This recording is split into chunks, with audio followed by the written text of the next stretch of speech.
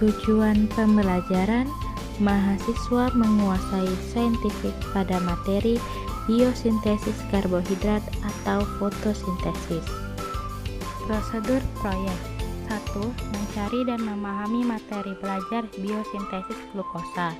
2. Mengamati dan melakukan proses fotosintesis. 3. Menjelaskan terkait materi belajar biosintesis karbohidrat.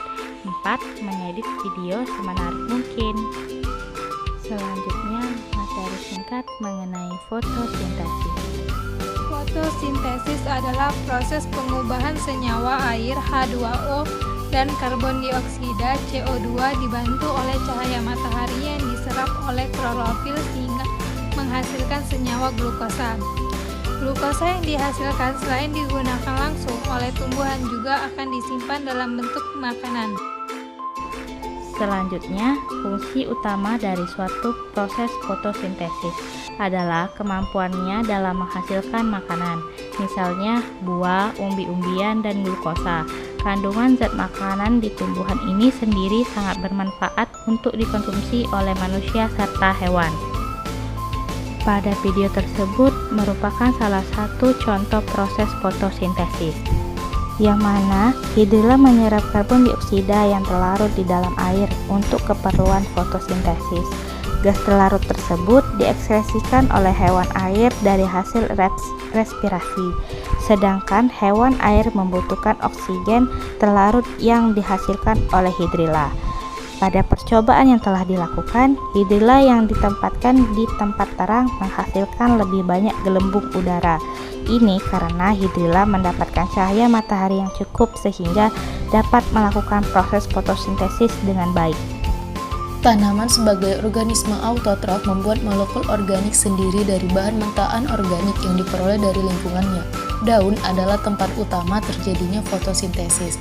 Energi yang digunakan untuk fotosintesis berasal dari cahaya matahari yang diserap oleh kloroplas di dalam daun. Bahan yang digunakan untuk fotosintesis adalah air dan karbon dioksida.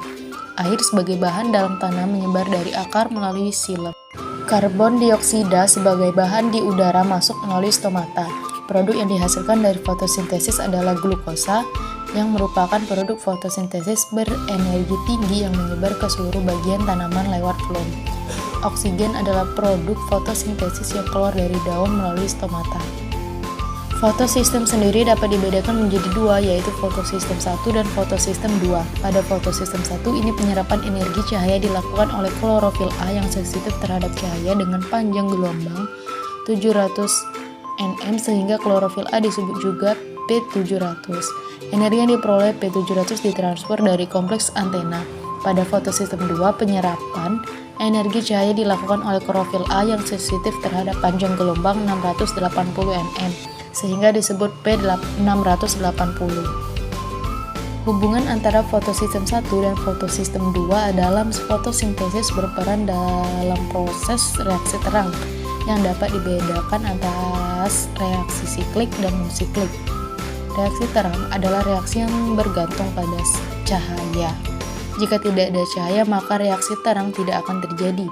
Dalam proses reaksi terang, produk utama yang dihasilkan ATP dan NADPH, sedangkan oksigen yang kita hirup itu merupakan produk sampingan dari fotosintesis. Reaksi gelap atau siklus Calvin sangat mengkonsumsi lebih banyak ATP daripada NADPH, sedangkan aliran elektron non-siklik memproduksi ATP dan NADPH dalam jumlah yang hampir sama. Aliran elektron siklik yang hanya memproduksi ATP berperan untuk menutupi kekurangan ATP tersebut. Jalur siklik terjadi pada beberapa bakteri dan juga pada semua organisme fotoautotrof. Bagaimana tumbuhan dapat melangsungkan fotosintesis?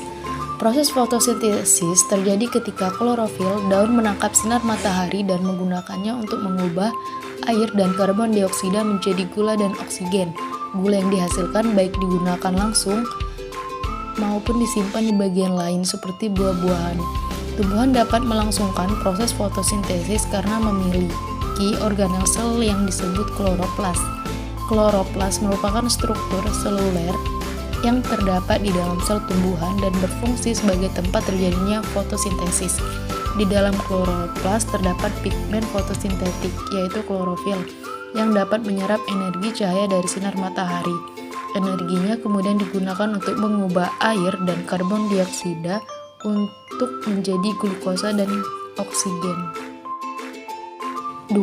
Apakah semua tumbuhan melakukan fotosintesis dengan proses yang sama? Setiap tumbuhan dapat melakukan proses fotosintesis, ada yang sama dan ada yang tidak, karena tergantung dengan keadaan suhu maupun lingkungan sekitarnya yang dapat mempengaruhi. Dan tentunya semua tumbuh-tumbuhan yang dapat melakukan fotosintesis dengan proses yang sama, ini disebut tumbuhan yang memiliki klorofil. Kesimpulan 1. Tumbuhan bersifat autotrof. Autotrof artinya dapat mensintesis makanan langsung dari senyawa anorganik. Tumbuhan menggunakan karbon dioksida dan air untuk menghasilkan gula dan oksigen yang diperlukan sebagai makanannya. Energi untuk menjalankan proses ini berasal dari fotosintesis. Berikut ini adalah persamaan reaksi fotosintesis yang menghasilkan glukosa, yaitu 6H2O plus 6CO2 plus cahaya terurai menjadi C6H12O6, yaitu glukosa plus 6O2. Yang kedua yaitu proses fotosintesis melibatkan sinar matahari untuk memperoleh hasil yang sempurna. Fotosintesis melalui dua tahap, yaitu reaksi terang dan reaksi gelap. Reaksi terang menggunakan sinar matahari, sedangkan reaksi gelap hanya melibatkan proses kimiawi. Yang ketiga, dalam fotosintesis bahan yang diperlukan adalah karbon dioksida dan H2O. Dan dalam fotosintesis bahan yang dihasilkan berupa glukosa dan oksigen. Yang keempat, fotosintesis sangat dipengaruhi oleh beberapa faktor penting, diantaranya cahaya, enzim, substrat, dan suhu.